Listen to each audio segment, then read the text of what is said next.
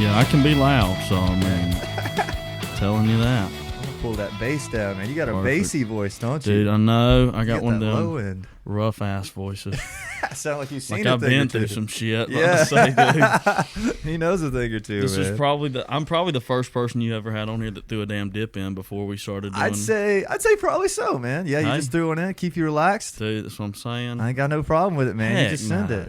I think you might be the second country guy I've had on. You're officially country, right? Yeah. Oh, yeah. Word. Well, let's knock into this thing. I done jumped the gun here for a second. What's up, everybody? Let's knock into this podcast. Welcome back to the Jameson on the Rocks podcast. Today I have with me Mr. Bradley Logan Crosby. Is that how you say it? Crosby. The full three? Crosby, yeah. Crosby? Full three Crosby. Dude, I wrote Cosby. I'm not Hey, gonna that's lie to you. okay. Not That's gonna lie okay. to you. Does that happen? Oh, my gosh, yeah. That happened when I was a kid. And Yeah? I was like, all right, whatever. So, What was the decision like of going with the full name? I don't know. Just natural? Okay, this is what it was. I'm going to be honest with you. TikTok. Uh-huh. So that's like my biggest like social media. Yeah. And so It's a smart move. yeah, so when I started, people would like reach out and they're like Bradley Logan or Bradley, and I'm like, you know what? Uh-huh. Let's just keep it. And so it's funny too, when I came to college, so my whole life I'm going by Logan. Yeah, totally. So I come to college and everybody's like Bradley because that's like my legal first name. Okay. So my friends started calling me Bradley Logan. Yeah. Just like my friends I met at college, and like Yeah, they the just didn't know. homies. Yeah, the homies, exactly. Yeah. And I was like, you know what? This isn't that bad. Yeah. So I mean, I just went with Bradley Logan Crosby. I mean, It's got a nice ring to it. It's a little more what's the word I'm looking for? Like original kind. Yeah, You know yeah. what I mean? Yeah. Because there's And a it's- ton of Bradleys and Logans. yeah, you I know mean, and so exactly. And so like, I mean, I guess too, like if you look at older country music, which I don't necessarily think like that's what I'm trying to do, but like John Michael Montgomery, you have like Totally. a lot of people that had like went with the all three name thing. and it's funny because like my sister, her name is Ashley Kate, and like we call her Ashley Kate Crosby, Yeah. and so. I always went by Logan, and now I'm like, all right, Mom and Dad, y'all just have to. It's all three. Sorry, You got to get it? yeah, I'm like, you just gonna have to deal with it. Sorry, Mom. You don't even answer to just two now, do you? Yeah, I'm well, I'll answer just about anything, but if my parents call me Bradley Logan Crosby, I'm like, oh shit, I'm in We trouble. got So it? if they ever start calling me that, I'm gonna be like, have to go back. Well, word, man. Well, let's kind of get the origin story for you. The kind of like, when did you start playing? When did you start singing? When did your musical influences kind of come in? Let's just hit the whole. Let's take it back a few years, Dude, man. take it back. When Yeah. I just turned 21, so let's Word, take it back. man. 20 years. So I mean, I guess because you're from Gibson, right? Yeah, So dude, Glasscock totally. County. Yeah. So You I'm from know Gibson? Oh heck yeah. Word, man. Dude, I know Damn. more about the state of Georgia. I can get into that later. I know a lot about the state of Georgia. We'll round around. So so I guess growing up, Milledgeville, which is a smaller, it's got obviously college, but Totally. then both of my parents are from really small towns. So, my grandmas were like, you're going to go to church and you're going to sing at church. And Yeah. I'm like, well, I'm 6. And they're like, well, you're going to do it. I was like, okay. So, I mean, I guess that. And then, too, so my second cousin is Jason Aldean. What? So, yeah, I know. Word. So, he's from Macon and my mom's from Monticello. So, they were pretty close growing up. So, I guess when I started getting like 5 and 6 is when he started. Like, that's when I remember being 5 years old and going to his show. He had just gone on tour with Rascal Flatts. Word. And I'm like, it's like me and my grandma, who was like, I don't know, probably at the time, like 62. And it's just me and my grandma, like a 5-year-old and a 62-year-old. And I know every single word. And so, honestly, like that's kind of where it started. Okay. Because, I mean, I guess when you have somebody like that in your family. Yeah. Does that sink over kind of? Is it like, oh, you got to, your family's talking yeah. about it. You're like, I mean, that's and, cool. Like his dad like played in and I guess my other two uncles, they all kind of had like this little family band, like just playing juke joints and stuff like that. So That's cool, man. And that's kind of where he got started. Yeah. And so I mean, music was just always around me, That's crazy, whenever man. you're growing up, and then obviously once I started to get older, and have you ever played in Milledgeville?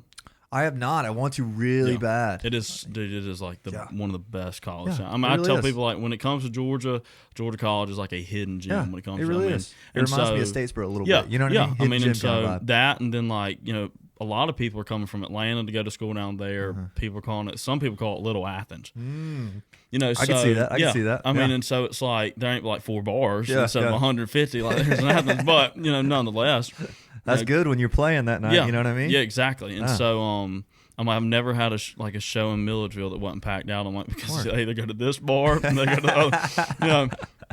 But so you're from the Milledgeville area? yeah, from Milledgeville. Okay, yeah. cool. Yeah, and so that's where my parents met in Milledgeville. That's where they went to college, and then they just stayed. Nice. And so I guess when I started to get like into late middle school, early high school, that's kind of, you had some of these bands that came through. And even when I was younger, I mean, that like Luke Combs came through there, Luke Bryan. Yeah. I mean, and so that kind of, and I mean, even last year, Hardy played there. Yeah, Capital City. Capital City, Riley Green. And so I've seen Riley Green at Capital City. Yeah. You're probably there, man. I've seen him there twice. And so, when it comes to that was just kind of growing up. Everybody kind of would swing through Milledgeville.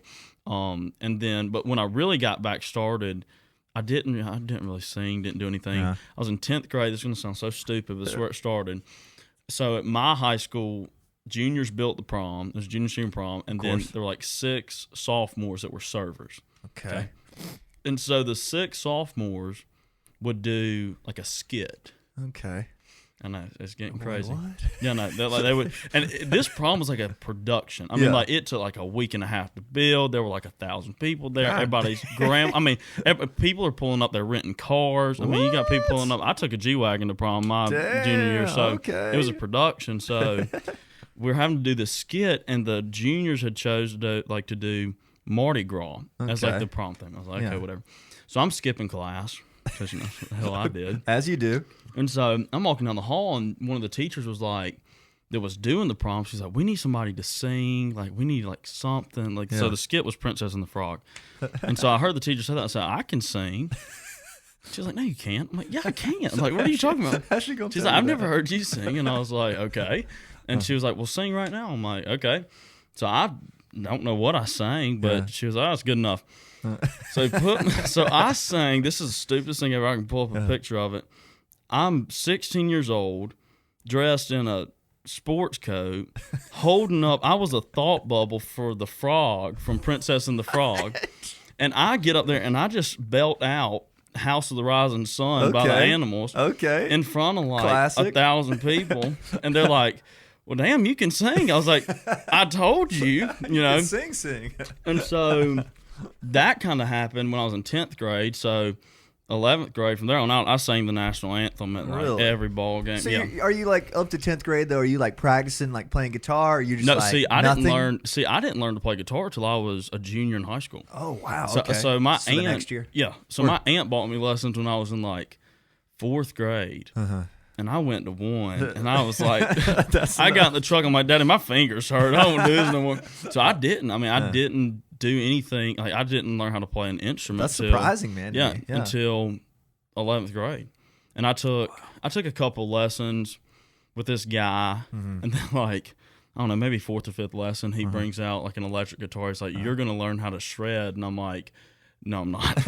I'm good. I just wanted to play acoustic and a few chords, play the songs. And so I just went back to the house and taught myself off, taught the rest kind of off YouTube and kind of picked up.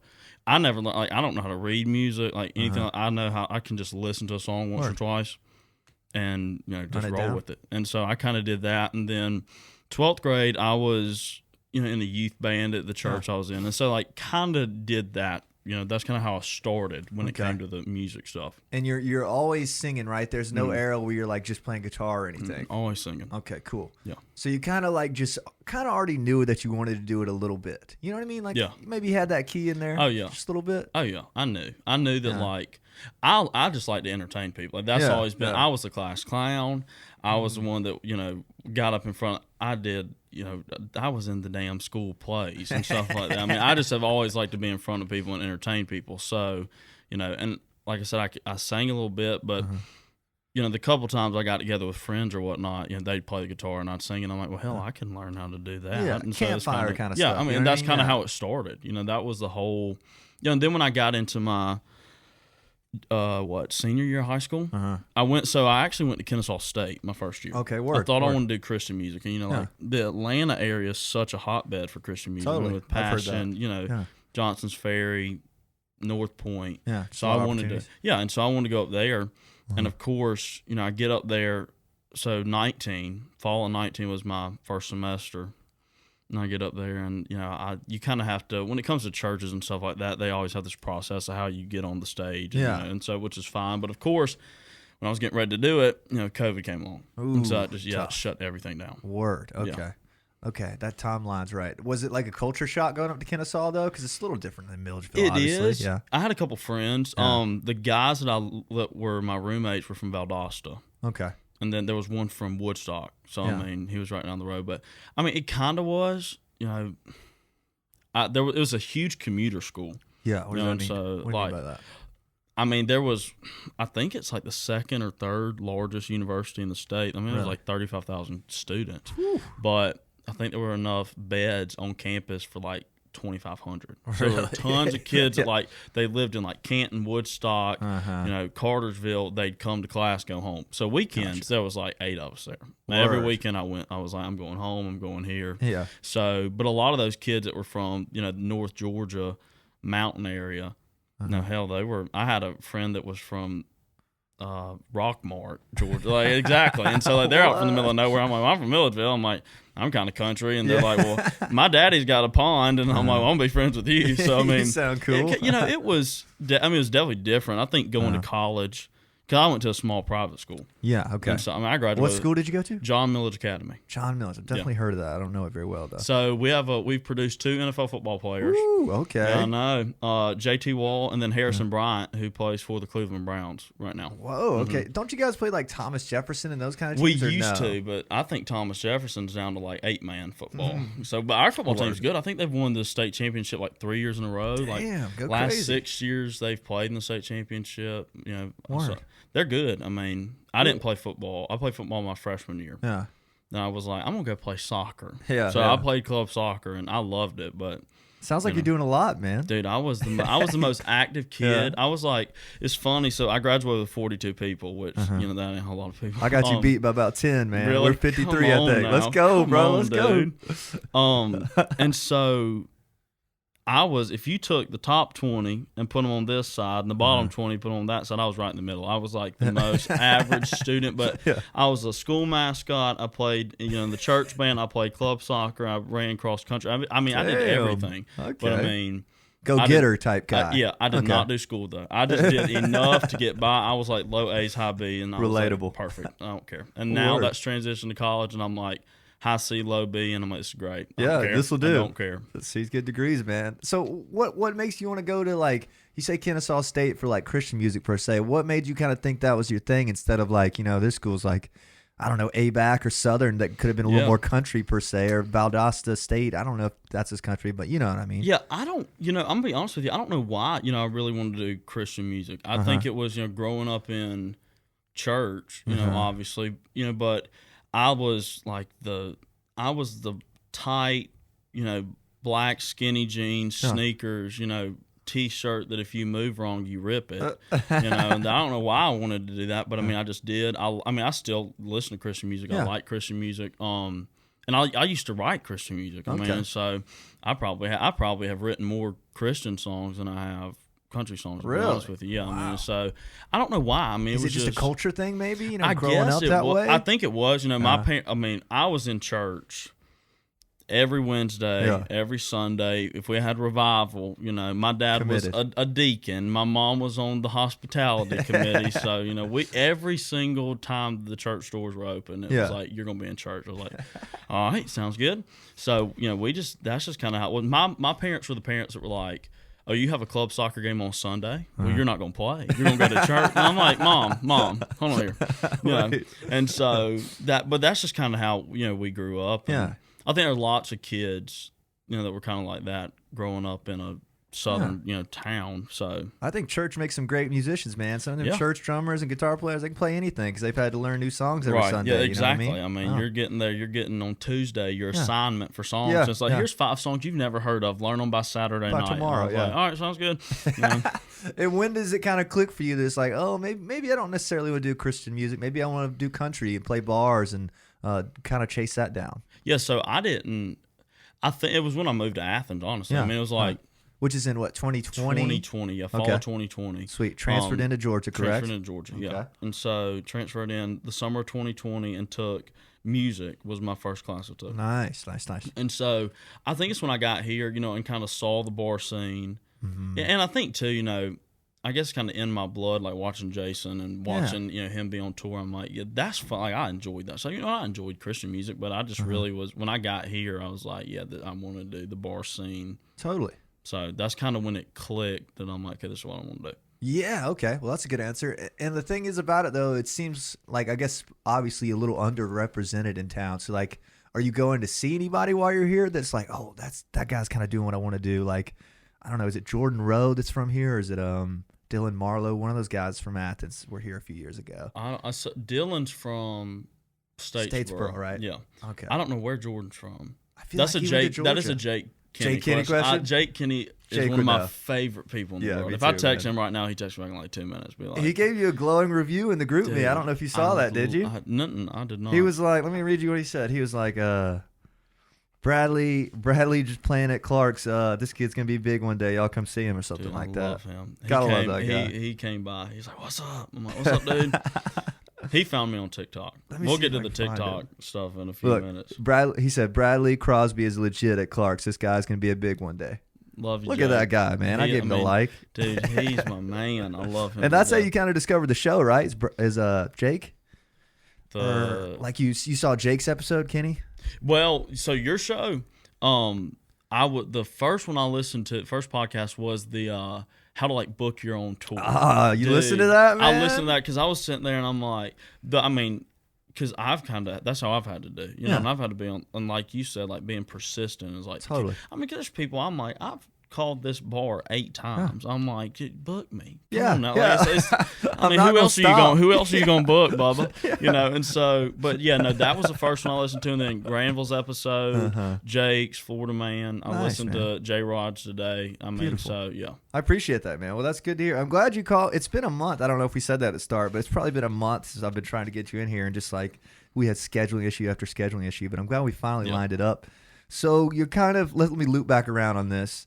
You come to UGA. It's not really necessarily a country town, but obviously country is super welcomed here. It does great at the warehouse and stuff like that.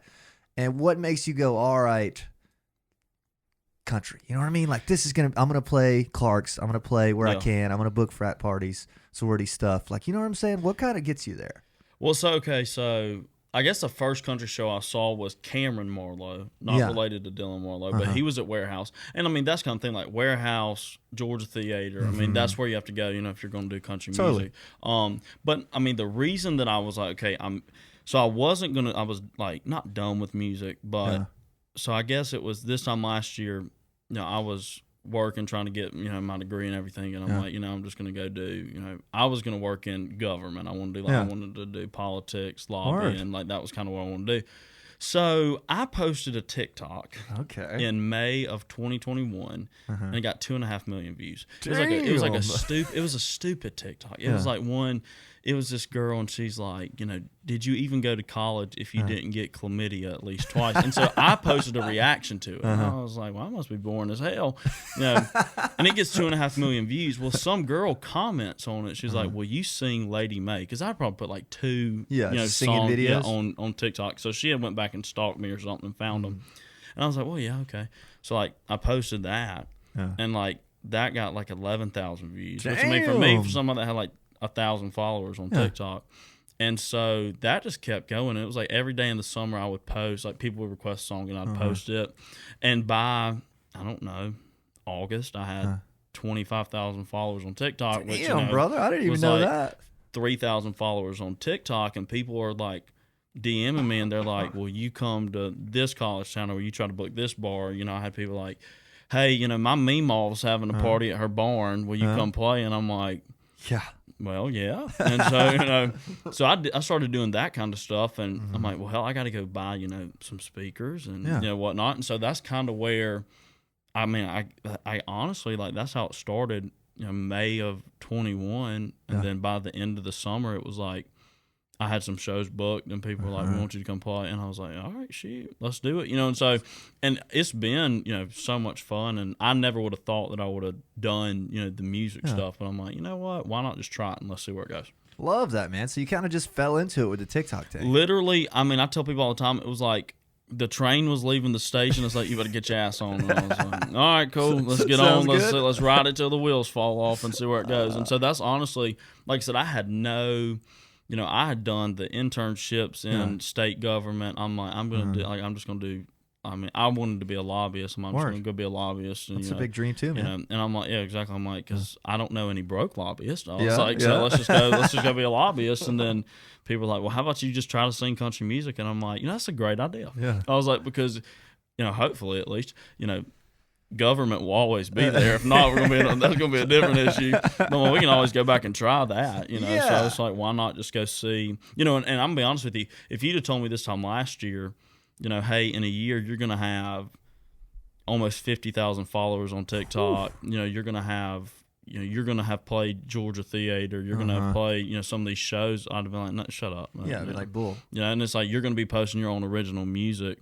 I'm like, no, shut the hell up. And then now it's like, it's here. And I'm like, well, let's just do it. Honestly, that's kind of how it's been. It's like, let's just go try it. That's hype, man. That's a really good way to put it. And like you say, man, you can do this shit for 5 years and get tired of it. Right. You can always go back. You know what I mean? But at least you're giving it a run.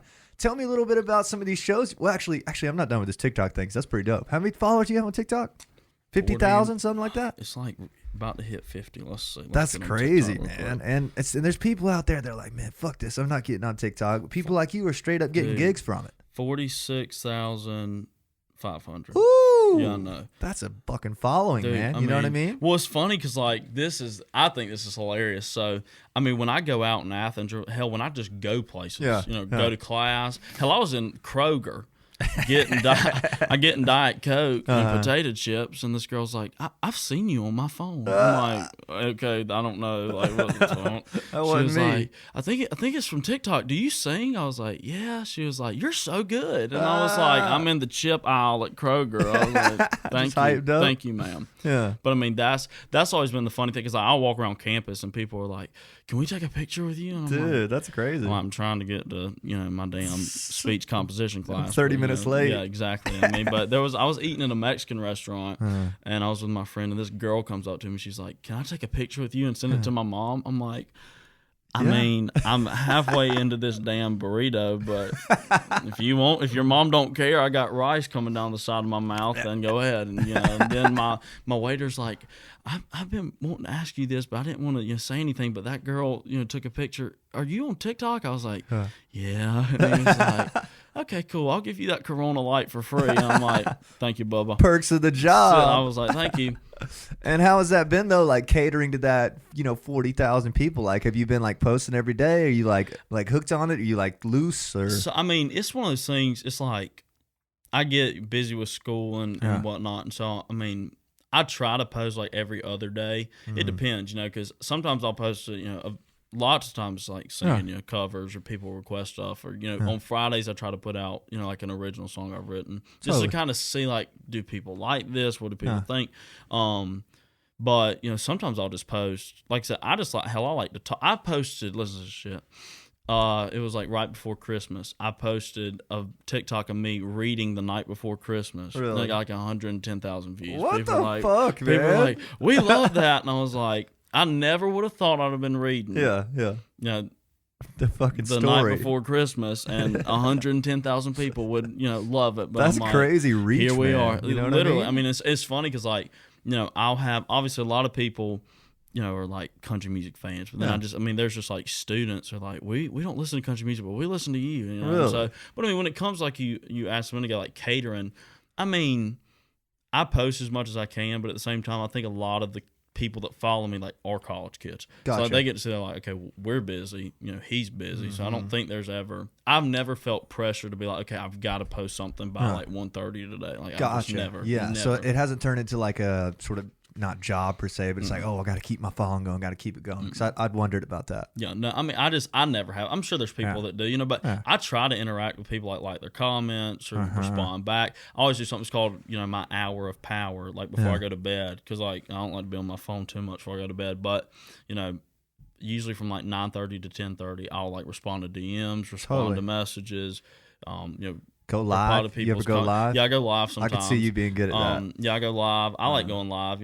I went live like with the company one time. I wrote a jingle for them, and I went live with them. But I like that 1 hour. I like to respond or look at comments or whatnot, and just kind of see kind of how everything's going. But like I said, I've never felt like, okay, I've got to like cater do this. To. Yeah, I think that's smart, man. And you have booked a bunch of shows through TikTok. I've had lots of people, and it's funny because it's like a lot of the stuff I've booked off of TikTok has been people that are like, "Hey, will you come play at our, private kind of thing? like our house party? Can you come play at our, New Year's Eve party, Christmas party?" And I'm like, yeah, because a lot of these people, it's funny because a couple of them that have reached out, like I've actually like known, like been a mutual friend, But yeah, I've booked, and then of course like, if I call a bar or a venue, they're like, "What kind of following do you have?" And I'm like, "Well, I have 45,000 people that follow me on TikTok." And then it's funny because like people show up to the show and they're like, "Oh, we know you from TikTok." People that weren't even like gonna necessarily come to the show, they're just at the bar. So but no, that's been my biggest. If the TikTok stuff wouldn't have went where it's gone, I probably wouldn't have done. Really? Okay. And that's it. That's so interesting, man. Because you don't. I mean, I think it's pretty rare for like the TikTok to pop off before the Instagram, or you know what I mean? Like just for that to go so crazy, you know. And I love to see it, dude. And I love to see you getting gigs from it. And where you listed a few shows earlier. Where all have you played, like bar and venue wise? In Athens or just in general? So let's see, Velvet Elvis down in Milledgeville. I've played there. Buffington's, that's cool because it's like a they do late night stuff, but I usually do like dinner stuff. And, people, that's like my grandma will come to that. My grandma ain't coming to a bar at 1 o'clock in the morning, and she don't need to. And so that I played a place. It's funny. I played. So I went to Florida, Georgia. And so we always stay on Amelia Island for that. And so I played. There was a restaurant down there. I love Amelia Island. It's beautiful. Yeah, I love Amelia Island. It's my favorite place in the world. Let's see. Like a bunch of house parties, a sorority gig that was they were doing like a fundraiser, and I was just in the background. Philanthropy kind of thing. So, but a lot of my stuff has just been like these private parties. And the thing about it, when it comes to like money in the industry, like that's where lots of money is, because they're like, because you go to some bars and like, we're only going to pay you this much money, which is fine, because I have to operate. But, if I'm playing your house party, I'm be like, okay, well, I'm going to charge you this, and it's either yes or no, Totally. So, but the hardest thing about it is like with school going on, and it's hard because obviously Athens, like you said, isn't necessarily a country music town. I've played places here, but I'm actually gonna play at Jen's here soon. We're trying to figure out a date. That's nice. That's the prime place. That seems like the spot for that. That's right? it. Yeah, because every time I go to Jen's, that's like my bar. Yeah, your spot. And so every time I go, last time I went, I was probably 2 weekends ago. I went with one of my buddies, and he stood there and counted. He's like, 26 people came up to you tonight and knew you. And I was like, and all 26 asked when I was gonna, play at Jen's. And so, but that's one of those I've had to be persistent, because I probably started asking them back in July. Can I come play? Just sticking with it. Yeah, they're like, we don't do live music. And every time I've gone in there, I have these business cards. I have like my face on it, like I'm like, this is my Instagram, TikTok. Check everything out. This is my cell phone number. Every time I go, I'm like, I give them to the bartender, and they probably have 50 in my damn car.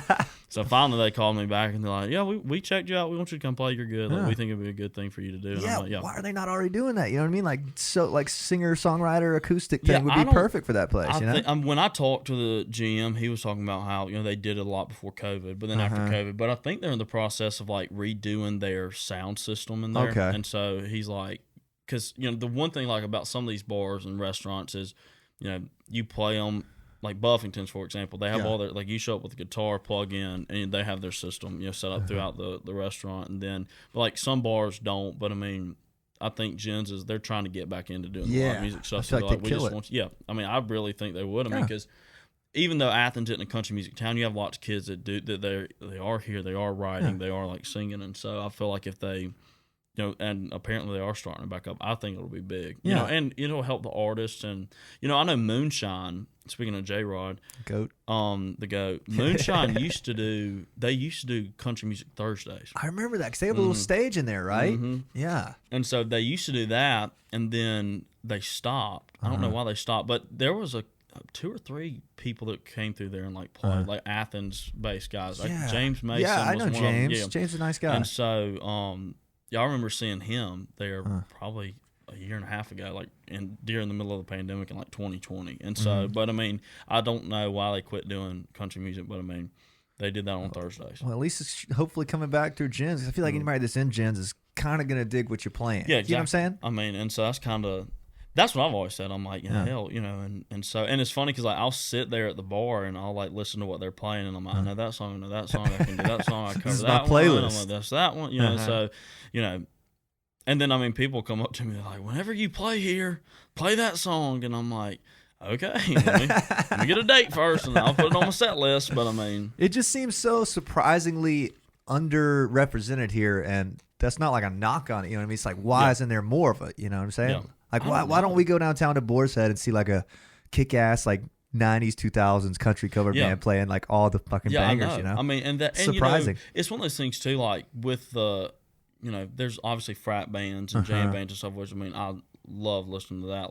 Granville, I kill it. text Kenny, I'm like, what's fraternity or sorority they playing at, but and that's the thing too, a lot of fraternities and sororities, I don't think they do a whole lot of country music. So I went to a formal with Tri-Delt this weekend, and they had a country music band there. I mean, and it was that was the first time though. It was a country. Who music. was it? Do you know? Oh shoot, I have to look it up. I got some friends that are Tri-Delts. They were trying to get us to come play, but I guess they ended up getting the country guys. Dude, man. I love some Tri-Delts. I have. I know it sounds crazy. Shout out to the whole damn sorority, but I have Tri-Delt cufflinks. No, you my don't. Tuxedo. Yeah, I got them. They're like, you're probably the only person in the world. I was like, oh no, I know I am. I was like, because I had to call 6 different people, that make custom cufflinks. I'm like, if I send you just 3 Greek letters, can you print them on this dude out in Texas? Different. This dude out in North Texas finally was like, hell yeah, I'll do it. Just send it to me in an email. And I was like, all right, so I'm walking around with my Tri-Delt cufflinks. Yeah. How was the country band this weekend, though? They were good. Were they? I have to look up. I'll have to text them and see what the name was. But I mean, see, I feel like that's a slot that can be filled in at. It's like I guess some people call Granville country, but I don't really think of them as country. Do you? I feel like they're a little more southern rock, maybe. Yeah, or something. Definitely southern rock. Yeah, I love those guys. Oh my god! I mean, hell, I grew up. My dad's damn ringtone was "Simple Man" by Leonard Skinner. So I was a southern rock junkie, and so my dad is still, so. But no, Granville, I don't know if they're mainstream country necessarily. But I mean, I guess mainstream country has changed. It varies. Yeah. Interesting. Have you've done all kind of solo things at this point? Is there any ambition to build a band around you that can do that? Yeah, we're trying. That's kind of what I'm in the process of doing. But it's so weird because I graduate in May, and so I'm like, I got a guy that I used to play with all the time when I did the church stuff. That he was a great drummer. His last name's Kenny. No relation to Jake, I don't believe. But he's a great drummer, but he lives in Statesboro, and so I'm like, come on now, But I mean, there's like I said, I'm sure if I put in a lot of effort, I could find people in Athens, but it's just like I said, with school and trying to finish, and then once I graduate in May, I'm like, well, I don't know where the hell I'll even be living, in 6 months. So I don't want to put something together and then it just immediately fall apart. Yeah, that makes a lot of sense, and you're kind of killing it with the solo things. If you're getting if you're getting mainly private gigs, like you're saying, right? Yeah, and you don't have to split any money with anybody. Yeah, it's that nice. You don't have to split money. It's easy because you just practice on your. You don't have to. Hey, we have to practice this, and this, and so but. And a lot of people, and that's honestly the reason I started, that's why I wanted to learn guitar. Because I'm like, if I just take my voice and a guitar, and you give me a bar stool and a beer, I feel like I can entertain you for an hour or two. Yeah. And so, but every show, I've played shows with a couple hundred people, and it's just been me and a guitar, and people are like, oh shit, and Let's so go. It's like, I mean, obviously I want a band, but I'm like, at the time being, if I don't necessarily have to throw one together. Yeah, it's one of those things for country music where it's not like a rock. Like rock, you have to have it. That's the step that you have to have. Country is you can go to Nashville and do the writers rounds and work your way up to the band life. You know what I mean? Yeah, and that's kind of the thing. And that's all. I've talked to Jason about and funny, my manager is Jason's dad who managed him.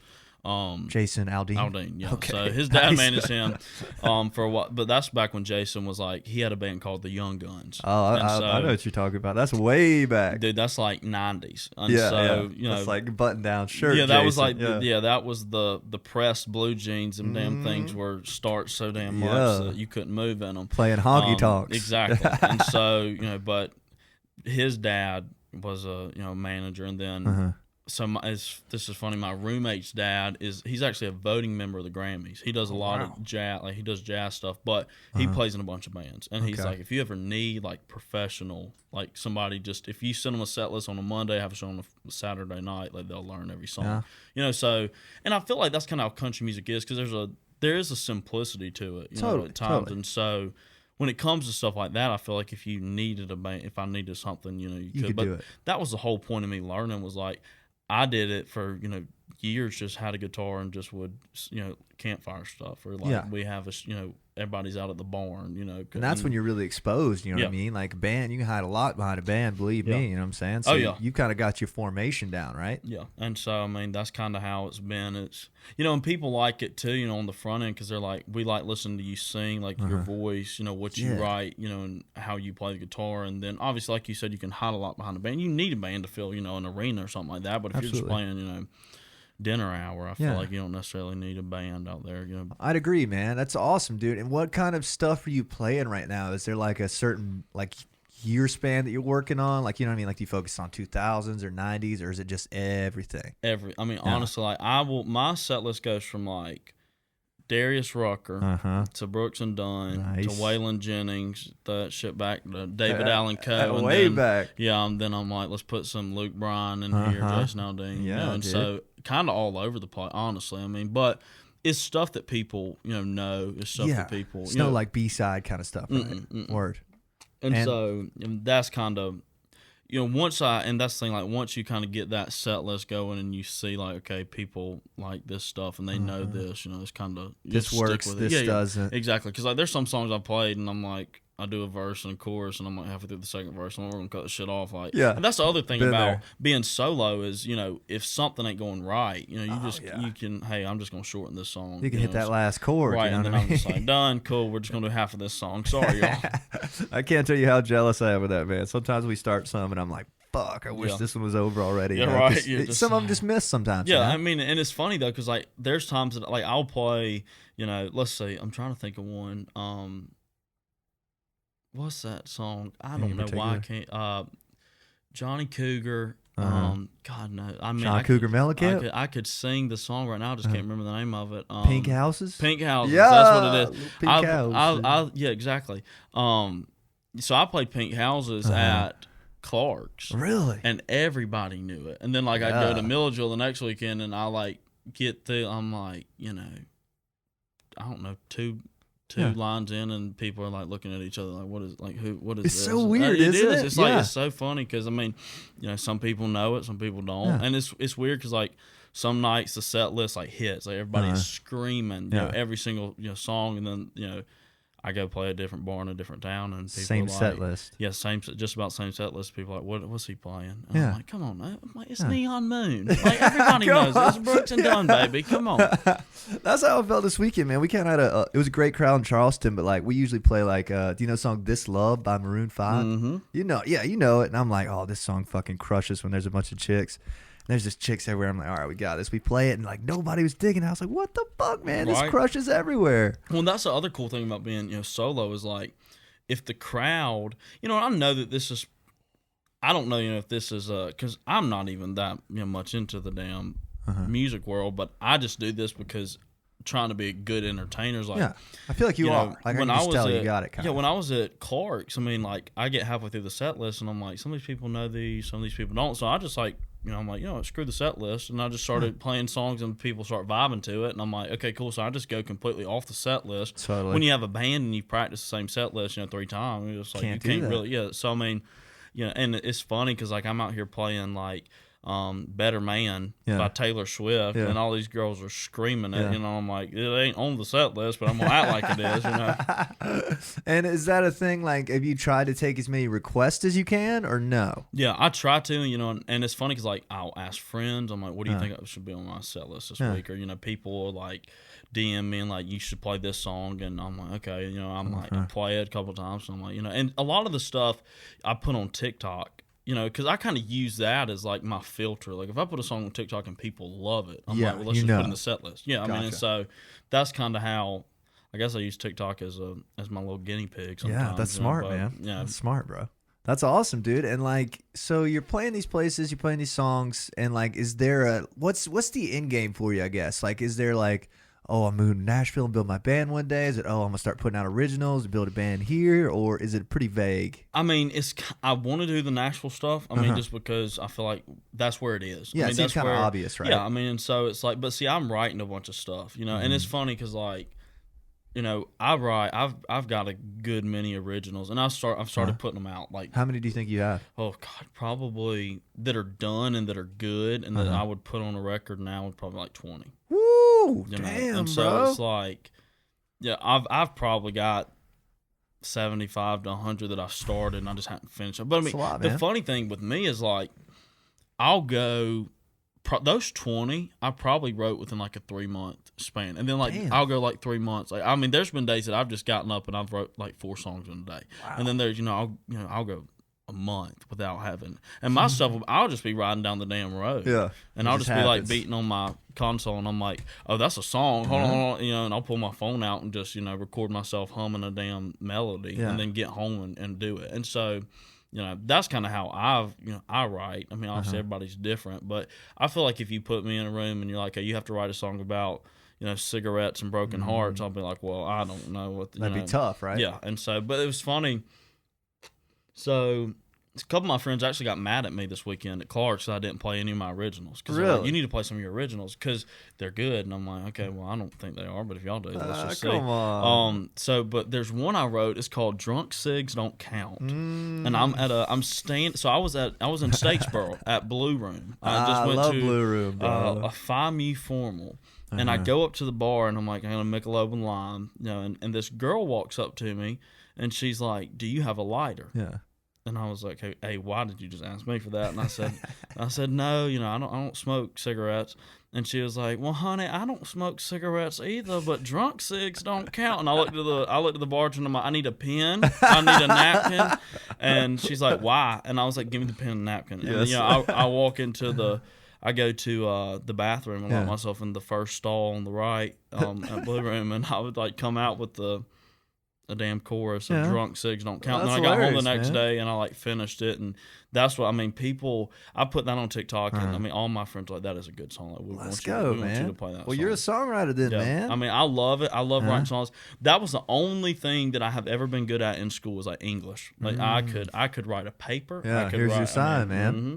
And have you thought about getting any of those cut? You know what I mean? Like, obviously, you're not super interested in the publishing deal kind of thing. So, like, have you thought about, like, hey, you getting in a studio in Athens, put together some musicians and doing it? I mean, that absolutely. That's kind of the thing is, as soon as we get done with school and, because that just, I mean, even though I'm not a good student, that just weighs your ass down. Totally. But no, I mean, I'm 100% going to do stuff. And I got one called Spring Break. I put that out on TikTok, and people are like, you need to cut that before. Like this spring break, and I'm like, okay, well, it takes a little more than like 2 days to do it, but no, I'm 100% gonna put some stuff out. But I mean, with doing that, obviously, and you know this because I've listened to your stuff, and being vulnerable as an artist, it's like, I put stuff out, and people are like, no, so I put one out probably 3 weeks ago, and it was called "If Jesus Was a Cowboy." Basically, it talks about so. The hook's like if Jesus was a cowboy, he'd have done it too, because it's talking about how this guy's fallen in love with this girl, and she, leaves, and he just can't get over it. And then, but the song's about how, hell, if Jesus was in the same position as me, he'd be in the, it's kind of, well, that's like the country song thing, right? Yeah, exactly. Like a good hook like that. Like, and so it's like it is. I mean, that's one of those songs that I'm like, if I ever put that out, it would be like bare minimal. It would just be like me, a guitar, and maybe one or two other things. I mean, just because it just doesn't. It's just one of those songs that doesn't need a whole lot going on. But My dad put that on his Facebook, and one of the ladies that goes to church with my parents was like, "No, absolutely not. Jesus wouldn't drink whiskey." And I'm I was like, "Well, he drank wine, but anyways." But I mean, it's stuff like that, putting stuff out there. Obviously people are gonna like it. Because everybody else, like Jake Kenny, like called me. He's like, "You need to get this shit on. Like this shit's good." He's like, "This is a good song." I was like, well, the lady that goes to church with my dad doesn't think so, but I don't. She doesn't know it's hypothetical. You know what I mean? I'm like, it's not real. I was like, but anyways, but no, I've got some stuff and, but no, writing stuff, and putting it out, like I said, I like to do it just because I'm like, hell, let's just see where it goes. But totally. There's people, I didn't post one this last Friday.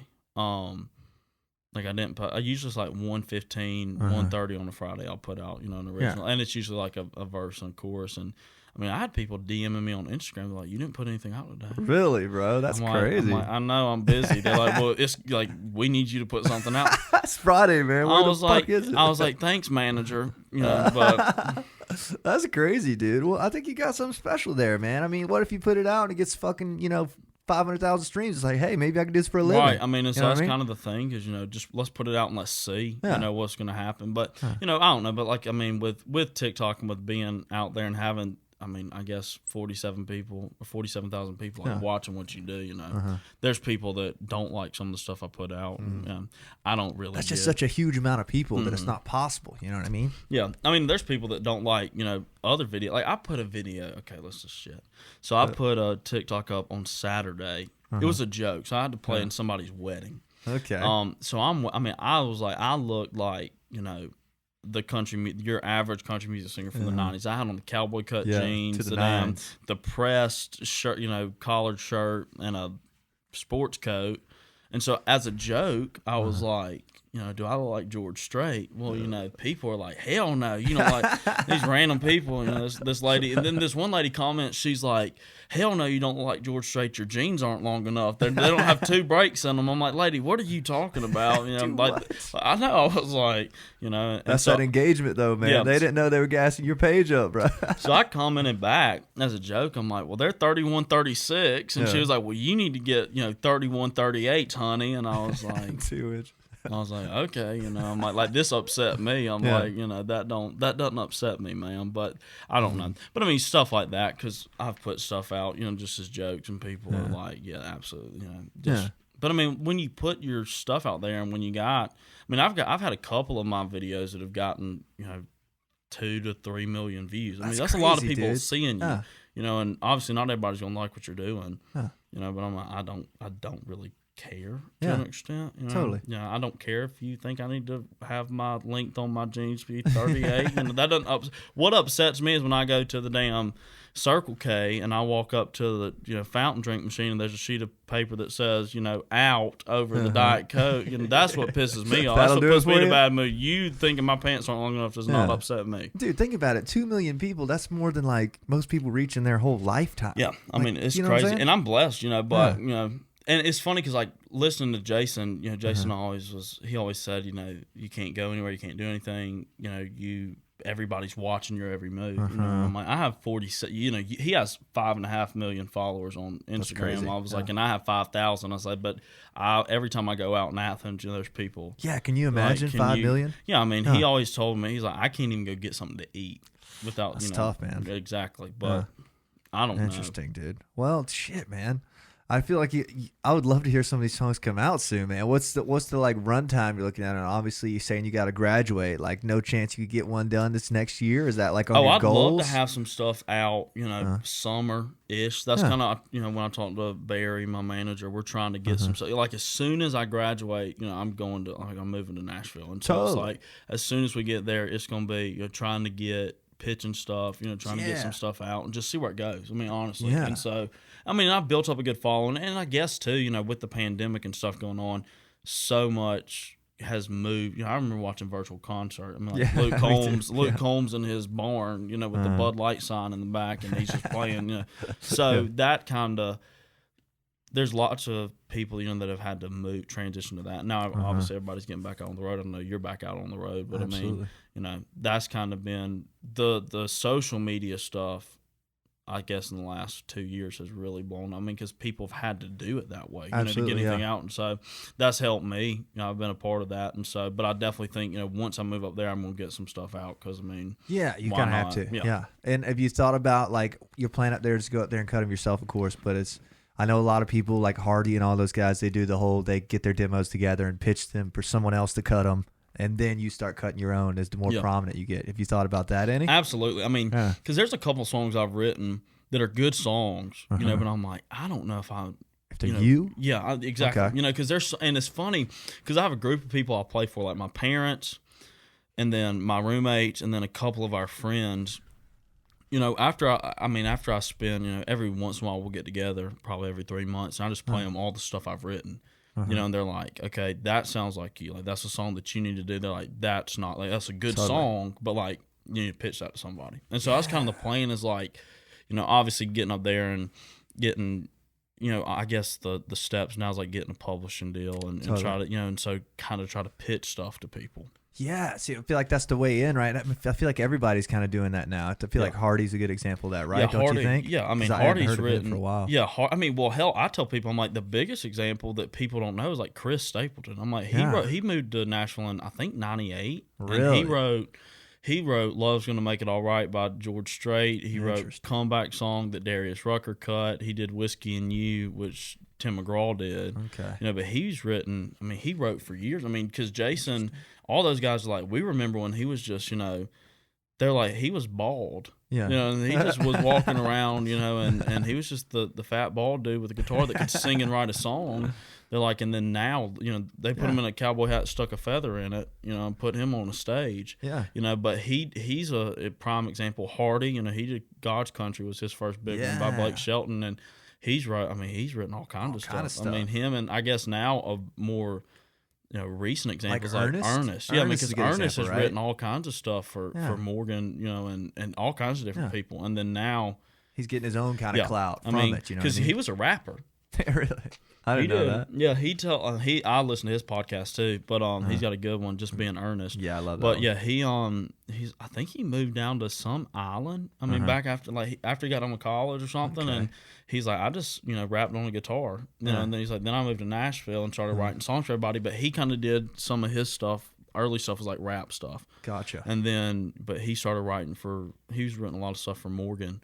And then now he's starting to singing with him. Yeah, and now people are like, oh shit, like he's an artist. And I think a lot of people are like that, because like Chris, I don't know if Chris ever wanted. I'm talking like I know that. Yeah. Like I know something. But no, assume away, I don't man. think assume that away. Chris Stapleton ever wanted to necessarily be an artist. I know he's got pretty bad because he's talked about it like anxiety, like being on stage and performing, but he could write a song, Gotcha. And so I think that he did like Your Man by Josh Turner and sold all that stuff and made a damn good living. Yeah. And then he put out some of his stuff and now he's playing stadiums. Yeah, that's crazy. It's just huge. I remember the parachutes thing when that started happening. It was like, oh, this guy's gonna be fucking like humongous. I think it was 2015 is when he put it. Sounds 2015, 2014 is when he put out like his first Traveler album. But that was it. But and it's like everybody's like, oh, who is this guy? And then because I kind of knew who he was, just like because with Jason and just being in the like seeing the back. Yeah. And that's helped me a lot too. Like. Because I was the kid that would go to the Jason Aldean concert and just stand there with my arms crossed, just watching it. Or like we go backstage and I'm like watching. I'm like, what is this bus? He's like, that's my bus that has all the speakers. I'm like, what is it? Because I just took it all in. But that's kind of how I was going to his stuff growing up. Was like, I just want to be here to. I feel like that has to soak in. At least you have some sort of mentor to kind of ask about that kind of stuff. Exactly. Like a really good one. You know what I mean? Yeah, exactly. Yeah, country music entertainer of the decade. So a couple pretty times. good guy to be your cousin. But no, I love Jason to death. But yeah, I mean the artist thing, because like Hardy, I don't know if Hardy ever was going to do the whole artistry stuff. And it seemed like he was just writing for forever. I right? mean, and then you got people like Riley Green as an example of like he just played. He played Mexican restaurants and bars and everything, and got a really good like regional following. But he wrote, I think Riley, he did a podcast with Jay Cutler, the Bears quarterback, the football guy. and he was like, I think Riley said he's written or co-wrote every song that he's ever put out. Wow. Which Did is a not know lot that. of stuff. Yeah. But I know love that, all his EPs and stuff, man. I used to go see him at the Georgia Theater in Milledgeville. He was great. Yeah, I mean, he's always been one of those guys that everybody kind of knew. But he's such a good writer, and his stuff he writes cuts deep. I mean, all this stuff. Yeah, totally. Yeah, I like all his old stuff, man. And just, it seems like when I moved to Athens, I've been here a little longer than you. When I came, that was like really what I was into before I found the rock scene. Kind of was like, I go see like Riley Green, John Langston, those kind of guys at the theater. And it seems like there's a little bit less of it, but it kind of happens more at the Warehouse now, don't you think, a little bit, right? Yeah. Oh, yeah. I mean, Warehouse is a great venue. Connor Smith was there. Jake's guy. Jake's he's guy. killing it, man. I got up there and did 2 songs with him. Did you? Yeah. That's awesome, man. What did we do? Whiskey Glasses and Friends in Low Places. But yeah, Connor's awesome. Yeah, I mean, he's really killing it. Dude, he is, and he's one of the nicest people I've ever met in my life. Love to hear that. He is a great guy, but no, he texted me. He's like, "You want to do a song?" I was like, yeah. But I hate Alabama.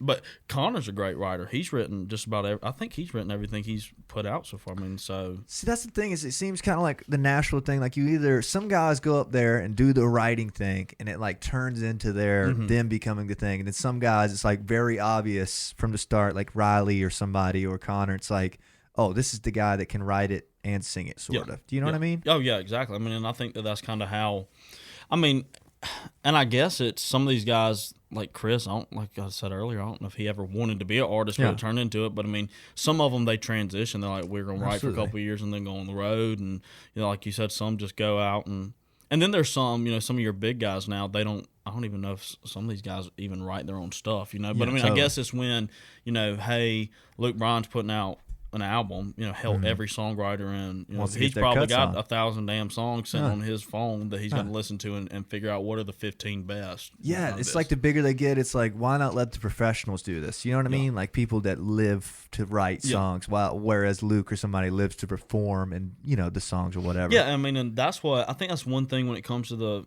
music industry and the business is like there are people that are up there that they just write songs. Like they love it. Yeah, and that's what they live to do. And like they have no intention of, hey, I'm going to write this song and then when I'm going to perform it in front of people. They go up there and they write and they sell it and you can make a damn good living doing that. And so if that's what. Yeah, I mean exactly. And if that's what you want to do, shoot. So the publishing side is such a big thing. And people don't. The entertainment stuff and being on a stage and touring, like that's obviously huge, and there's lots of people that move up there that want to do that. But I'm like, I know people that move up there that they just want to write. Yeah, totally. But you seem like you have a little bit of both. Like I don't know if you'd be too happy to sit in a writing room every day, would you? No, I like to be in front of people. I like to make people laugh. That's been the biggest thing with TikTok is like I'll just get on there and talk. Yeah. I mean, I'm like just because I just like to entertain people. I like to make people laugh. Yeah, dude, I could totally see that. When you come to like, obviously right now you're kind of chained to the guitar and like just performing, but you go see like a Jason or a Luke show and they're jumping around and shit. Do you have any influence on wanting to get there, or are you more of like a Riley Green stand by the mic? I'm gonna have to get in better shape. Yeah, it'll do it, man. But them skinny jeans, they wear on you. Yeah, but I don't know. It's kind of. I like playing, and so I could definitely see myself, a 25 song set, 15 songs have guitar, 10 not, but it just kind of depends. And I think that just depends on, but, seeing that too is like lots, people just think that those guys get up there and just sing. I mean, but they put a lot into so much, how they're going to, because I mean, when you go to a show like Jason's or Luke's or Luke Combs or guys like that, I mean, hell, Jason's got damn smoke, he's got damn fire shooting out of stages, and you got to know where to be, because if you're at wrong place wrong time, your ass is gonna get lit on fire. I think he was the first. I've seen Jason a bunch, dude. I'm a huge fan, so I think it's cool that you're cousins with him. That's awesome. And he was one of the first guys that I saw like on repeatedly on a tour, and I was like, "Hey, that's the same fucking joke from Macon." You know what I mean? I saw him at Augusta and Macon. Okay, so that was interesting. I was like, "Oh, these stadium guys, these jokes got a hit." You know what I mean? So some of them are like cues and stuff. That was interesting. Exactly. I mean, and somebody that, because I did when I was in high school, I did plays and shit. because I didn't want to go play football. Totally. Sorry, Dad. But yeah, I mean, but that was kind of, they put so much time into rehearsal, and I mean, that's the thing. I'm like, they don't just get on the stage and just go play. Even if it seems that, right? You know I what mean, and they're so good at it, and they've done it, for so long, and it's in their blood that they can make it seem like they are. But I'm like, they put a lot into this. I mean, they have to rehearse for weeks and weeks, and some of them probably months before they actually go out on tour. To make everything work, and the lights. I mean, I'm like, I'm one of those people. I'm sitting there, I'm looking, I'm like, there's a lot of damn lights in here, and what they have, on the background, and so there's just a lot that goes into it, Totally. But I mean, then you also have the guys like George Strait that you can just hand him a guitar. Very little. Yeah, I mean, and he can sell out. Mercedes-Benz Stadium, and just get up there with a guitar and sing. I mean, obviously they put a lot into that too, but I mean, there's in a different way. Yeah, exactly, in a different way. Him and Garth and some of those guys like that. I mean, because I guess when they were playing in the 80s and 90s, I mean, that was all you had. I don't know if you could shoot a damn firework, off of a stage in 92, but without a fire hazard. Yeah, I mean, exactly. So got the fire marshal in here, got to watch you do it. What are some things about Nashville? Because Nashville's such an exciting town to me as well. It seemed just a music mecca. I'm a music guy, so I'm fucking obsessed with it. What about it is exciting to you about moving there? Like we're talking in the next year or two, you know what I mean? So like, what thrills you about it? What's something you're looking forward to? I mean, I'm looking forward to getting up there because the music, what I have learned, just doing this, because I've had some publishing, groups reach out. I've had different people that have reached out, that have wanted to manage me and, different stuff like that. The music world is, it's not very, I say it's not very big. It seems big, but everybody knows everybody. Everybody's got everybody's phone number, and I didn't really realize that until I started kind of paying more attention to it, and I'm like, well, he knows him and he knows her. I mean, everybody kind of knows everybody. Yeah, and so everybody, once you kind of get up there and you get your foot in the door, I mean, it's like, but I guess from afar, it doesn't seem like it is, but I mean, that's kind of one thing. And the other thing that I love about Nashville is there's so many, because you think of like pop music, you think of New York, you think of LA, you think, when you think of, jazz music, you think of, and blues, you think of Memphis. I mean, but it's like the more and more, Nashville's just become such a music hub. I mean, back, I guess, I'm probably 20 years ago, 30 years ago, it was just, just country music. Just straight country, I mean, now it's all kinds of different influences. Just industry. Yeah, exactly. Yeah, I mean, and so I think that's a big thing. And I can kind of, I don't know if it's because that has already been set in stone. It's like, this is the music town for the South. I mean, because, but a lot of people are out there. I mean, so it's not just, exclusively country music anymore. And I mean, and I know this because, you're from Georgia, you're from Gibson. It's Absolutely. like, we're in Georgia. I mean, I'm from Milledgeville. So Jason grew up in Macon. That's where he came out of. Allman Brothers came out of Macon. Little Richard came out of I'm, 20 minutes from Gray, which is where Otis Redding's from. I mean, so all kinds of people have come out of Georgia. So I feel like growing up in Georgia, there's been a lot of different musical influences, on me. And I think that getting to Nashville, it's going to be cool because it's like all that's in one place because there's so many different people, and so many different types of music. And like I said, that's growing up in Georgia. I mean, like I said, I know it's like, hell, there's just so much that has come out of Georgia. I Absolutely, mean, man. Atlanta, obviously, with the Christian music, with the rap scene. I mean, hell, Sugarland came out of Duluth. I mean, it's all kinds of stuff's come out of. It's a little mecca, right? You know exactly. What I mean? I feel like it is exciting. Something about Nashville just being in that melting pot, kind of like you're saying of like, oh, everybody here is not dicking around. Like, they're here to make music or they're here to be part of this. I think that's pretty appealing. Yeah, I mean, and I think that's the cool thing about it because the times I've went the past year, I'm like, I'm serious about music. It's like there's just something, obviously you go to, you go down Broad Street and you got, the, I don't know, damn girls all about to go off and get married. Bachelorette party, tourist kind of side. Right, there's the tourist side, which is cool and makes a lot of money. But then, as an artist, you get out and you're just like, there's something in the air. I mean, because there's so many people there, and everybody. That's the thing too. It's like everybody that moves to Nashville is good, and everybody wants to make it. And it's just same goal. Yeah, I mean, I think that that's just the coolest thing about it. And so far in the industry, and I'm sure that this will change. Everybody's been nice, polite. Everybody wants to make it. Everybody's like they're out here trying to, they're living the dream or trying to chase it. But that's kind of been the biggest thing about why I want to get up there is like. why would you not? That's the country music. Yeah. I mean, and like I just said, that it's just music hub in general, so why not just go? It almost feels like you would kind of have to, you know what I mean? Because like your opportunities as a country artist in Athens are eventually going to be tapped. You know what I mean? Because like obviously finding musicians is a lot tougher for country here. Like obviously you're not running into label people. You know what I mean? Not that that's the goal or whatever, but like you could go play Live Oak or something on Demumbrand Street or something, and like label people be chilling out there because it's by Music Row. You know what I mean? Exactly. So like, I feel like eventually you're gonna be tapped out. It kind of scares me because I love Athens. You know what I mean? So yeah, I mean, and obviously, I guess there's obviously, I mean, all kinds of bands have come out of Athens, and I know there's still people that are part of those bands that live here and people that are part of that industry. But absolutely,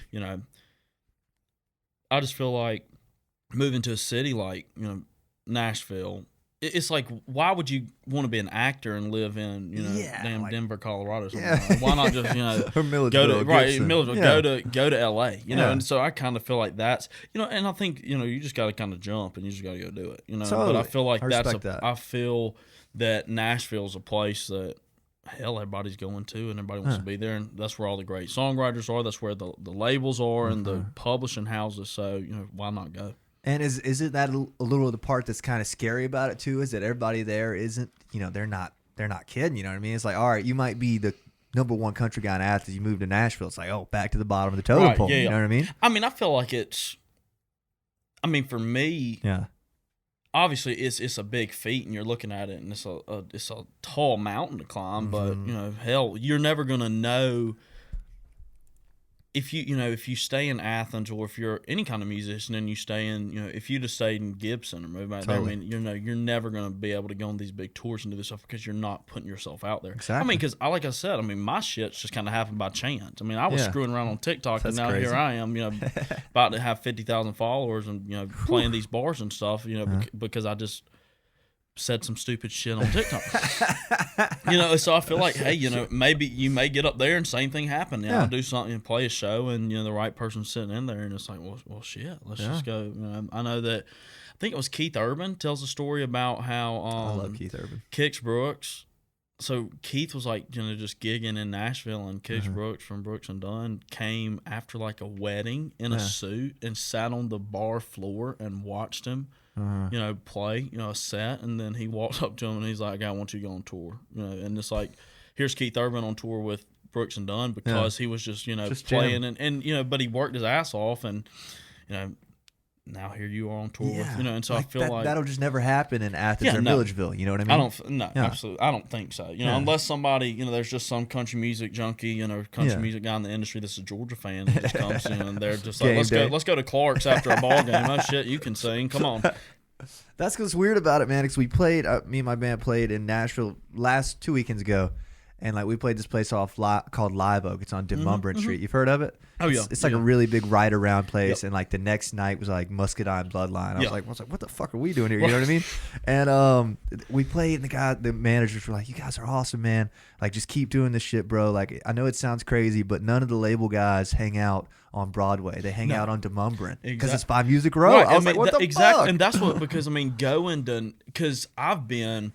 Okay, so thing number one, I don't want to give away my age and the illegal shit that I used to do. But when you go down on Broadway, they're not going to take a fake ID. They're not. So you ain't going to get into Aldean's or Luke's or Four Georgia Lines. I'm not going to name drop what bars to let me in with a fake ID, but they weren't on Broad Street, or on Broadway. But same thing. The guys that are in industry, they're not like, okay, let's go hang out at Aldean. Yeah, so like that seems preposterous. Like, I mean, and so they're going to these places that, Printers Alley, right? And they're hidden gems, but I mean, hell, and I tell people when they go to Nashville, they're like, what should we do? And I'm like, go to Broadway and go do that. And but like, there's if you're going for music, go off, of Broadway, but hell, just go off Broadway just to go see. There's more, Totally. It's almost like if you came to Athens and you only went to love you, J. Rod, but only went to 1785. Yeah, so there's totally. other stuff to see. I know it's probably a shitty example, but there's all kinds of things, I get exactly. No, I get exactly what and you so mean. it's kind of like it's like if you went to Milledgeville and you only hung out in Capitol. Totally.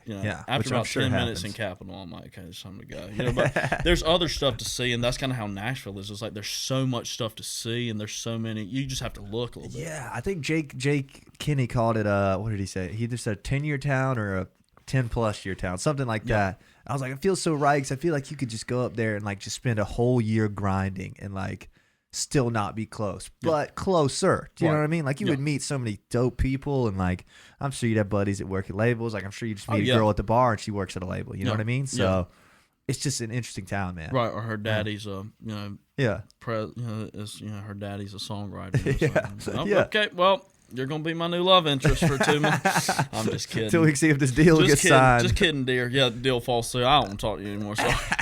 Have you have a lot of interest in the writers' rounds kind of stuff? Because I feel like that's a thing. I mean, that's kind of the one thing that like I'm going up there in, I think April. Okay. At some point in time, I'd have to look and see. Talk to Barry, but that's kind of where like he's like, you're gonna go write some stuff with some people, but we're gonna get you into some writers' rounds and like because I just think.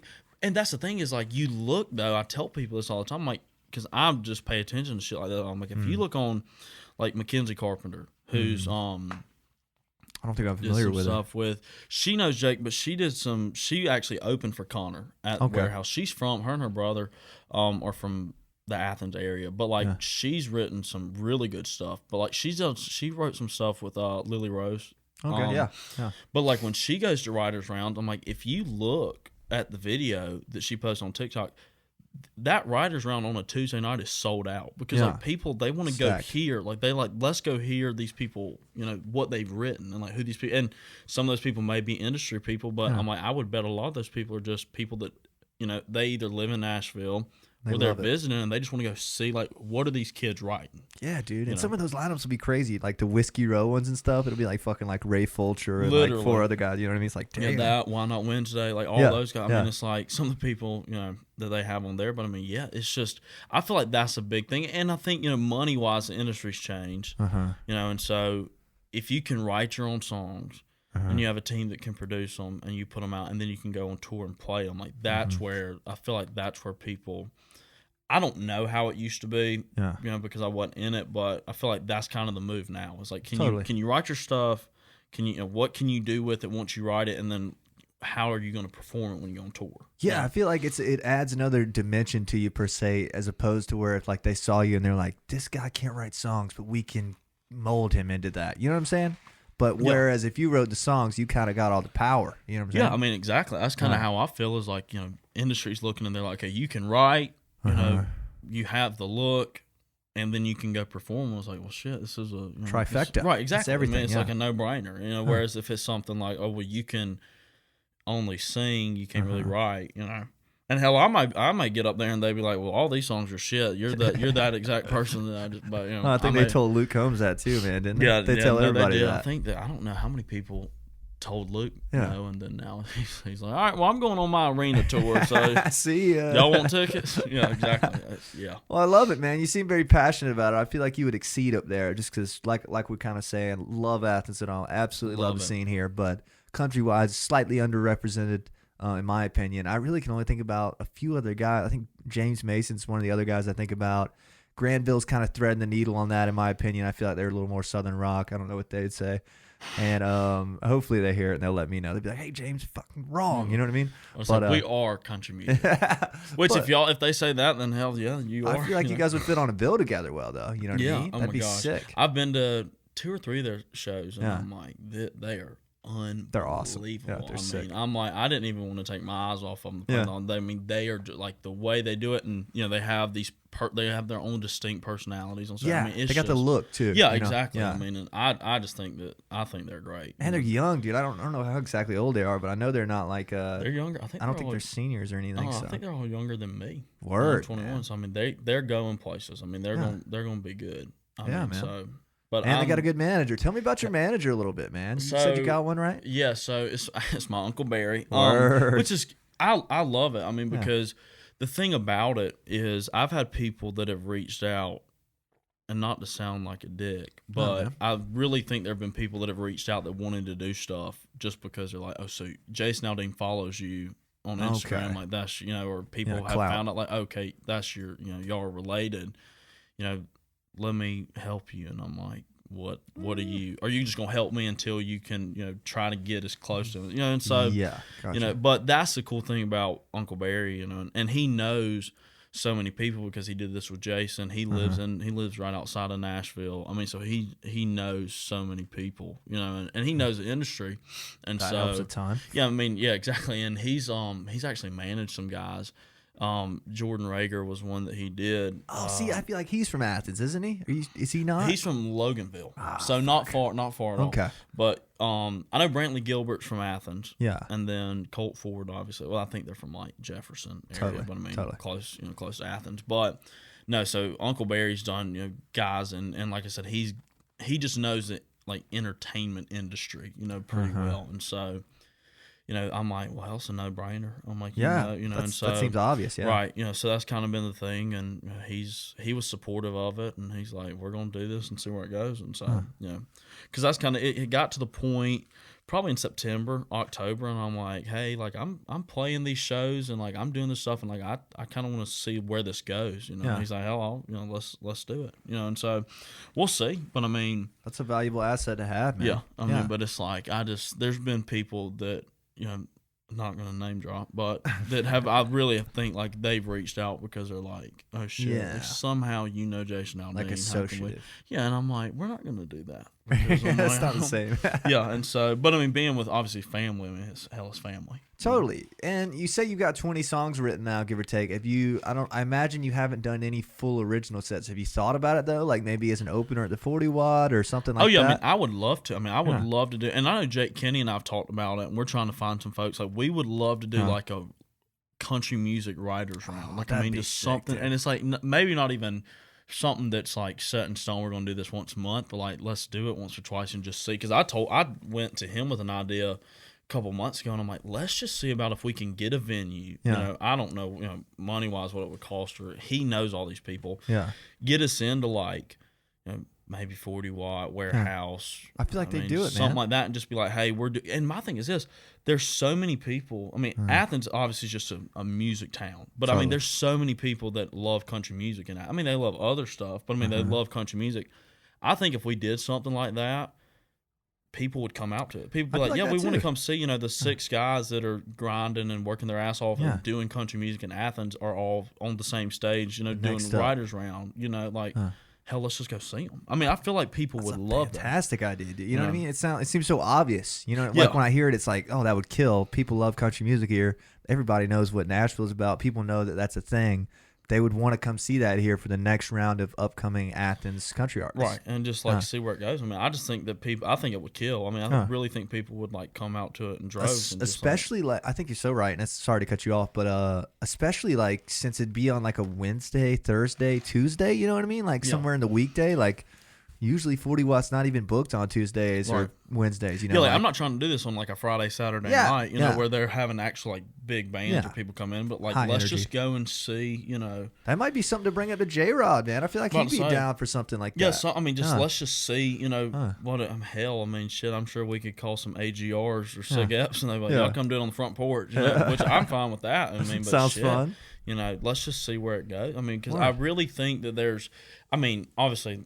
Athens is on the map just nationwide. Like Absolutely. This is like a music mecca, but I feel like if we just said, hey, these are the couple country guys down here, let's just see. I mean, because UGA, the thing I love about it is like a melting pot. I mean, you got people from South Georgia, North Georgia, Atlanta, out of state, hell, out of country. Jersey, exactly. I mean, I met some girl the other night. She said, I'm from New York City. I'm like, you're from where? What are you doing here? Exactly. But there's so many people. So I feel like it would be something that people would love. So, and like I said, and then hey, it's one of those things that. We play it at 40 watt or 85 or wherever the hell wants to facilitate it, and then they're like, "Hey, these guys are good. Like, let's see if we can like start putting some country Full music nights. stuff in the rotation." Warehouse. Because Warehouse obviously has a good amount of country artists that have come through. They've stepped up on that. Yeah, I mean, definitely. And so, but I mean, something like that would be. I think it would be great. I mean, it would kill, dude. I think do you think you guys could get 6 of you together? You know what I mean? I feel like surely, I feel like I just threw my leg up over this chair. You're getting comfy in here, man. So I'm getting comfortable. I like talking about this stuff. I don't know. I mean, I'm sure Jake Kenny knows, all kinds of things. There's a guy, I think his name's Evan. He writes, he's an AGR, a guy named Christian Humphreys. I think he's an AGR. He does country music stuff. And so there's another guy that's from Athens. I don't know if he's in college, but he popped up on my TikTok. I have to go look at. I followed him, but he does stuff like that. So I mean, I feel like you probably came up with 2 girl singers too that song. About to say, I'm sure Meg Maroney. There's a Ashley girl. Walls There's a girl that goes to school here. I have to look her up on. I follow her on TikTok, but she because my thing is I always do a hashtag like UGA on all my TikToks, of course. and just because and I think like that's kind of a common ground. I'm trying, right, exactly. And so I feel like there's people, and my other thing is this too. Hell, you don't know, if we do the first night, and you got 6 of us up there, hell, there may be, the next month when we do it, there may be 6 brand new people. Yeah, that, that'd be cool. And that's my thing is I feel like there's probably some people that they don't, they're like, well, I write and sing country music, but I don't know, like it's Athens, I don't know where to do it, and then maybe doing something like that, like, it clicks and they're like, oh shoot, like let's go, let's DM, Jake Kenny or whoever's running this writers round and see if I can get up on the stage. Like a sign-up sheet. Right, exactly.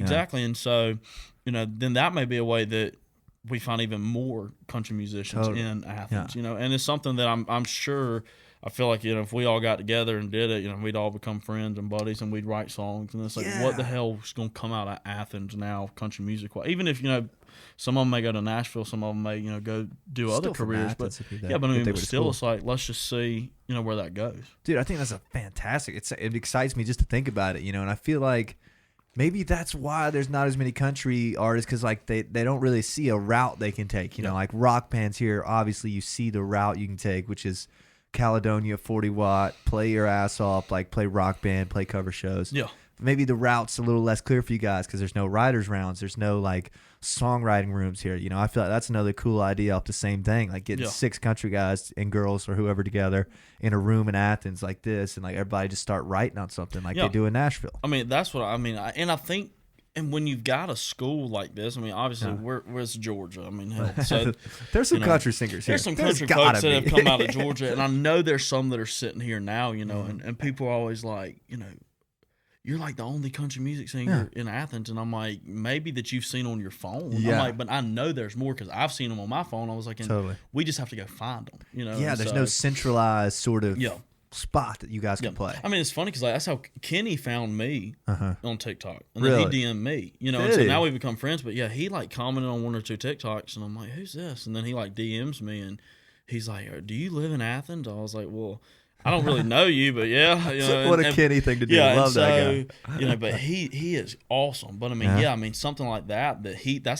found me. I mean, he had to kind of search and find me, and so I feel like it's something where we have to do that. But I mean, I know there's kids sitting in freshman dorms that brought their guitar and sing and play country music. It's just like we just gotta find them. And I feel like, I mean, honestly, this is something that you and Jake and a few other guys can build. Because like the rock scene in Athens, people don't really know it, but up until like 80, there was no rock scene. There was like it's one of those things that you could build. Like if you guys got into moonshine and started playing every Thursday, like you're saying, the round, like that would just naturally snowball. And I don't know if you've ever been to like Boar's Head open mic night. Have you ever been to that? Mm-hmm. In the summer, I lived up. I'm sorry to cut you off, but in the summer, I lived up here during the summer. Yeah, and so obviously in the summer there weren't as many people. Totally. But what is it? Wednesday nights? Yes, Wednesdays. Yeah, Wednesdays. I mean, so I'd go down there and get a bucket of beer, and I'm like, and so but I mean stuff like that. I mean, I just feel like it builds like a little culture, it does. And kind of the same bands have been playing that Boar's Head open mic night thing, and they kind of shuffle in and out, but like. It would be the same kind of thing to where that's its own little scene now. Like I think about those Boar's Head Wednesdays bands as those kind, except for country. Yeah. You guys doing the ride around and finding your spot, hopefully Generals, hopefully Moonshine, hopefully 17 or something, and just building it. And you see all the posters. You guys could do posters with 6 of y'all on there. You know what I mean? And what was it? Was it Florida Man that started doing the open mic nights? They did, yes. I think that's all they've done so far. They're doing Clark's on Thursday. Okay, yeah. Oh, good. Yeah. Shoot, yeah. But yeah, I mean, stuff like that. I mean, I just feel like it definitely could snowball. I mean, because I mean, obviously you go to Nashville and that's that's the thing. And I think it is here. With Boar's Head and and so many bands coming out of here. But yeah, I mean, I feel like, and that's kind of what when Clark's reached out, they're like, hey, we'd love to like talk to you and see, because we'd love to get like some kind of country music, something in the rotation. And I was like, well, let's do it. Here we are. So, but I feel like there's plenty of people up here that do it. It's just, not centralized. Yeah, it's not centralized, and and I understand too, because I was in this position a year ago. Yeah. As somebody that writes and does this stuff, it is hard. Like that leap to like put yourself out there and like, okay, I've performed in front of my friends and my parents, Homies. Yeah, exactly. Let's do it in front of a couple more people. Yeah. Now I do it every damn Monday, Wednesday, Friday when I put out stuff, in front of 46,000 people. But I mean, it's one of those things that I feel like sometimes too, like just that jump, and then, but I mean, I feel like it's a leap, right? Exactly. Yeah. But I mean, if you have like-minded people and you have 6 people sitting on stage with a guitar doing it, it may be easier for it's less of a leap. The girl from Moultrie that's got her guitar that wants to write and sing country music to say like, shit, let's just go do it. Yeah, dude, well, fuck, man, we need to put this thing together. I feel like we could do this, dude. Me, you, and Jake in a room, we could probably make this happen. But so month, I think we could, because Jake Kenny knows everybody. Yeah, Jake's got us for there. He could just be like, let me call these 3 people, and he'd be like, all right, so we've booked Georgia Theater 2 nights back to like, shit, son, we got to sell 800 tickets. What? No, but it'd be sick though. You know what I mean? Dude, I think it would. I mean, I know that there'd be shits of people that would come to it. I mean, just because it's like, you couldn't be more right, dude, man. why not? I mean, I'm like, I would just go drop like 5 flyers off it on the steps of AGR and SIGAP and ATL. I'm like, all right, come on, let's go. Come on, gang. But I really think it'd be big. Well, I love that, man, and hopefully we can make it happen. I feel like there's gonna be some people listening to this. We have a pretty good Athens music following that'll hopefully be into that, and I'll let you know the kind of feedback I get on it. But we're up to 86 minutes, so we've been at it for a minute, dude. I told you I could talk. I love it, man. You're good at it. You're natural. You got that deep, honestly, I hate to say radio voice, but like you got a nice voice. Good old radio voice. Good talking voice. Anyways, let's kind of get into the closing notes segment of this. Like, where do you want to be in this next year? I know you mentioned graduation is kind of holding you back, but like, what would you like to accomplish this year, and what would you like the people to know that you're working on? It's a big question. I'll say, put me on the spot. So graduate in May, got to take a summer class, be done with the degree, go to Nashville, move up there, and then just, I mean, I want to get some stuff out kind of pretty soon. I mean, just because I've got good momentum behind me. I feel like, all the shows I've played, and because I've played in Nashville, I've played in good many places in Georgia, Alabama, and Florida. And so it's tri-state region, so kind of building the regional stuff, and so just playing more and more stuff. Obviously, booking more and more shows, which we're kind of in the process of. But when you have class every damn day, it's hard it's hard to do. But as soon as we get out of that, go up to Nashville, try to would love to pitch some of my songs. Try to see, let's see if we can do some publishing stuff. But then release some stuff. I mean, I'm ready to get some stuff out there. I feel like some of the stuff I've written will do relatively well. I mean, I think that there's already people that all the stuff that I've put out, kind of on my TikTok, the original stuff, people have liked. That's awesome. And dude. so, that, besides the it's one lady that goes to church with my parents, but everybody else likes it, And so I feel like let's do that. And then let's just see where that goes, But just write, and that's the thing. Write as much as I can, play as many shows as I can, and it's playing the bars and sometimes having to go play shows you don't necessarily want to play. But a show's a show, And so, totally. But I mean, doing that. But I mean, honestly, just writing as much as I can. I mean, because that's the thing, I love to write. I mean, I love to write, and I know there's lots of people that don't, and some people that don't like what they write. But I like, I like to write. It's almost like a puzzle, I get an idea, totally. and it's like let's just piece it together. So I love to write, and I would love nothing more than to go to Nashville and maybe start out like a Hardy or a Chris Stapleton, and write a bunch of stuff. Yeah, I mean, it feels like you're gonna fit in well there if you like it that much, I don't know if, I like I said, I feel like I've decently large personality. I love to talk. I love to be in front of people. That's so good. Obviously trying to play as much, live and be in front of people. But I mean, really just write. I mean, just write and just keep growing the following, Yeah. And so what if you had, when would be like, oh, so God, I'm stuttering. When would you like to have music out by? Like, when would it be like anything more is like, oh my God, like how do I not have music out? Like a year? Is a year in the ballpark? I'd probably say like 9 months. Oh, word. I would love to get some stuff, I'd love to get to Nashville, and there's some folks that Barry knows that are like, they're producers, and I've talked to them, and they'll come and they'll do some stuff. I mean, obviously they're not with a label or session or musician kind of stuff. Exactly, but like let's just put some stuff out, put it out, independent, and just kind of see where it goes. I mean, and with the following, and hell, Jake Kenny's a TikTok genius. He's like, cut it and do this, and then sit in your car and sing it like this and put it out, and it's different, and it's gonna fit your algorithm. And I was like, you know my algorithm better than I do, but stuff like that. But I mean, but still just entertain. I just like to entertain people. I mean, honestly, I mean, so it's just like doing as much and being in front of people. I mean, I love being in front of people. I mean, so that kind of stuff. But I mean, putting yourself out there, I think, is such a big part. I mean, So important. because I'm being on tour and doing all the stuff that you've done. I mean, you got to put yourself out there. Yeah, it's like the first step, right? Yeah, exactly. Because you'll never know if you think about it, if you were still sitting around going, man, I wonder if I should post some TikToks. You know what I mean? I mean, that's what. I mean, my dad was always like, you need to do music, and I'm like, no, I don't. He's like, yeah, you do. And then I didn't have a choice. Yeah. Well, now your TikTok has 2.5 million views, and people are requesting songs, and I'm like, well, shit, let's just do one or two, see where it goes, and here we are, later. Well, I'd say, dude, definitely hold on to that, because, man, I tell you, just about everybody, I have a lot of people on here, and everybody, like to the smallest rock band, and there's a little bit of something in their mind going, man, I wish I was killing it on TikTok. You know what I mean? Like, whether or not they like to admit it, like, you see bands like AFTM and like huge bands, like they're making TikToks this year and posting videos. It's like, there's something there to like building a following, and you're a perfect example of that. I mean, that's like TikTok is the new big thing, which is great. I mean, it's the MTV of our generation, dude. Literally. I mean, because it's like people are like, we get to see, like one girl told me, she's like, we get to like see into your life, and I'm like, well, I don't know how comfortable that makes me. How far can we see at 1:00 in the bar? But thank you, dear. But it's just one of those things that it just is. But I mean, I love the whole. But like I said, I can go from like singing a cover to singing an original song to reading The Night Before Christmas to doing commentary on the damn voiceover, and it's just I like it. I mean, but it's just I just like to. I don't know. I've always known since I was a kid. I was not gonna do I was not gonna be like a banker. I was not gonna take the normal. No, I was not. I couldn't do it. So here we are. Out here trying to do this. I mean, I love it, man. I feel that's a great answer, dude, and a great wrapping point. You've got a big personality. I like it, man. You got all the. I feel like you got all you need, man. You got a good voice. You like to write songs. You got the personality. Just stick with it, brother. I hope so. I want to see you on the road the next couple years, man, with that single on the charts and stuff. I would love to. That's the dream. That's the dream. That's the closing note. We'll just keep coming at it, man. I love it. Absolutely. All right, everybody. Thank you for tuning in. If you made it 92 minutes in, we're pretty proud of that. God. That's a long time. What the hell are you doing still watching this? But it's probably just my mom and dad. Yo, love y'all. Up? Love them. Come on. But thank y'all for tuning in. Check out the show on YouTube. Subscribe to YouTube if you don't mind. Throw the podcast a review if you're on Apple Podcasts, all that good shit.